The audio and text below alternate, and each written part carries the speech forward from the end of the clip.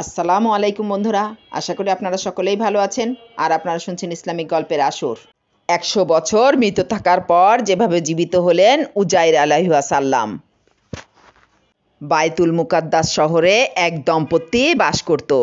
মহান আল্লাহ রব্বুল আলামিন তাদেরকে দুটি যমজ পুত্র সন্তান দান করলেন। তাদের একজনের নাম রাখা হলো উজাইর, অন্যজনের নাম উজরা। উজাইর বড় হওয়ার পর মহান আল্লাহ তাকে বনি ইসরাইলের নবী হিসাবে মনোনীত করলেন। হজরত দাউদ ও ইয়াহিয়া আলাইহিসসালামের মধ্যবর্তী সময়ে আগমনকারী ব্যক্তিদের মধ্যে উজাইর আলাইহিসসালাম ছিলেন অন্যতম। নবী হওয়ার পর তিনি একদিন ভ্রমণ করতে বের হবার সিদ্ধান্ত নিলেন। কিছু রুটি ও পানি নিয়ে পরিবার পরিজনদের কাছ থেকে বিদায় গ্রহণ করলেন এবং এরপর একটি গাধার পিঠে চড়ে পথ চলতে শুরু করলেন। কিছু দূর যাওয়ার পর এক গ্রামে গিয়ে কিছু ভাঙাচোরা ঘরবাড়ি দেখতে পেলেন। সেখানে কেউ বসবাস করতো না। কোনো কোনো কবর থেকে সেখানকার বাসিন্দাদের পচা হাড়গুলো চোখে পড়ছিল। হজরত উজাইর আলাইহিসসালাম ঘরবাড়ির ধ্বংসস্তূপ ও কবরের দিকে এক নজর তাকালেন। তৎক্ষণাৎ তিনি কিয়ামতের ভাবনায় ডুবে গেলেন আর চিন্তা করতে লাগলেন, আল্লাহ কিভাবে মৃত্যুর পরবর্তী জীবনে এই মৃতদেহগুলোকে জীবিত করবেন। এ কথা ভাবার অবকাশ নেই যে তিনি হয়তো আল্লাহর ক্ষমতা নিয়ে সংশয়ে ছিলেন। তিনি ছিলেন পরকালে অবিশ্বাসী।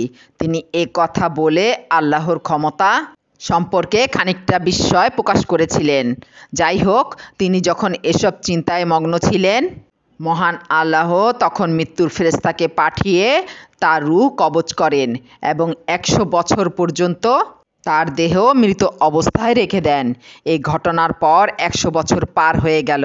মৃতদেহের বয়স 100 বছর পূর্ণ হলে আল্লাহ উজাইর আলাইহিসসালামের কাছে ফেরেশতা পাঠিয়ে দেন এবং হজরত উজাইরকে পুনরায় জীবিত করেন।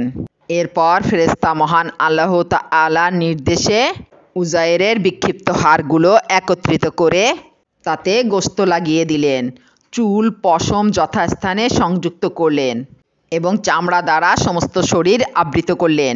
অবশেষে তার মধ্যে রূহ প্রবেশ করালেন। এরপর হজরত উজাইর আলাইহিসসালাম উঠে বসলেন।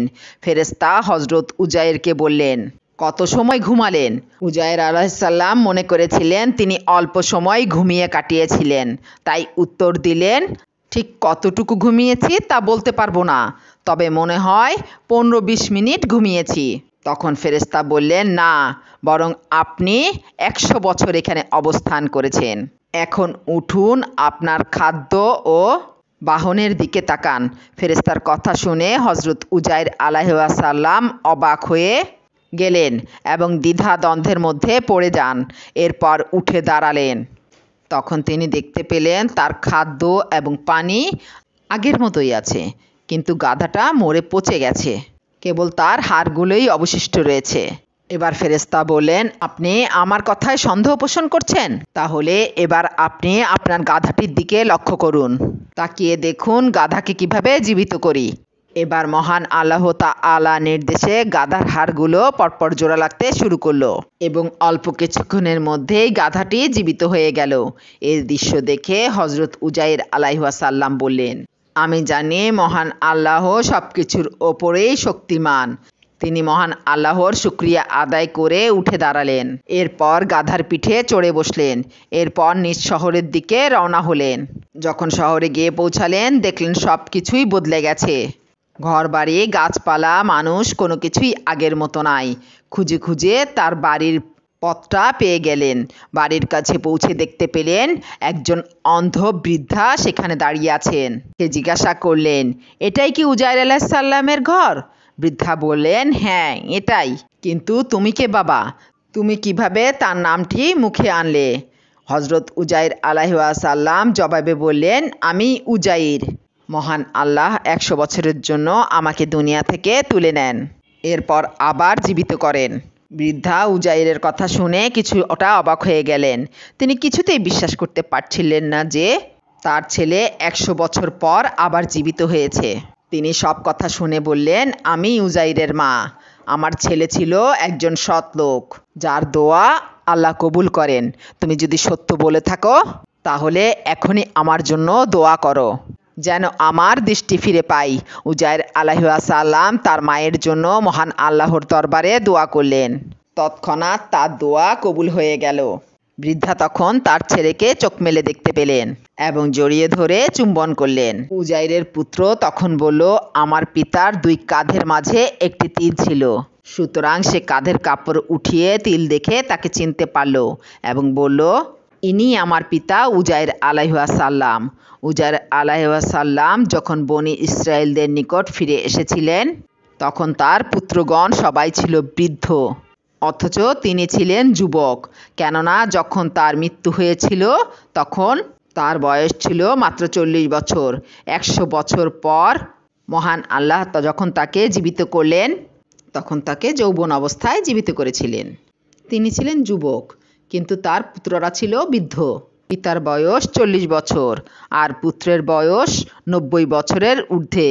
বনি ইসরায়েলের লোকজন তখন উজাইর আলাইহিসসালামকে বলল, আমরা শুনেছি বনি ইসরায়েলদের মধ্যে উজাইর আলাইহিসসালাম ব্যতীত অন্য কারো তাওরাত কিতাব মুখস্থ ছিল না। এদিকে বুখত নসর এসে লিখিত তাওরাতের সমস্ত কপি আগুনে পুড়িয়ে দিয়েছে, একটি অংশও অবশিষ্ট ছিল না। বুখত নসরের আক্রমণকালে উজাইর আলাইহিসসালামের পিতা শারুখা তাওরাতের একটি কপি মাটির নিচে পুঁতে রেখেছিলেন, কিন্তু সেই স্থানটি কোথায় উজাইর আলাইহিসসালাম ব্যতীত আর কেউই তা জানত না। সুতরাং আপনি যদি হজরত উজাইর আলাইহিসসালাম হয়ে থাকেন, সেই গুপ্ত জায়গাটি কোথায় তা খুঁজে বের করুন। তিনি উপস্থিত লোকজনকে সাথে নিয়ে সেই স্থানে গেলেন এবং মাটি খুঁড়ে তাওরাতের কপি বের করলেন। কিন্তু এতদিনে তাওরাতের কপির পাতাগুলো নষ্ট হয়েছে, সমস্ত লেখাগুলো মুছে গিয়েছিল। এরপর তিনি একটি বৃক্ষের নিচে গিয়ে বসলেন এবং বনি ইসরায়েলের লোকজনও তার পাশে গিয়ে বসলেন। কিছুক্ষণের মধ্যেই আকাশ থেকে 2টি নক্ষত্র এসে তার পেটের মধ্যে প্রবেশ করল। এতে গোটা তাওরাত কিতাব তার স্মৃতিতে ভেসে উঠল। তখন তিনি বনি ইসরায়েলদের জন্য নতুনভাবে তাওরাত লিখে দিলেন।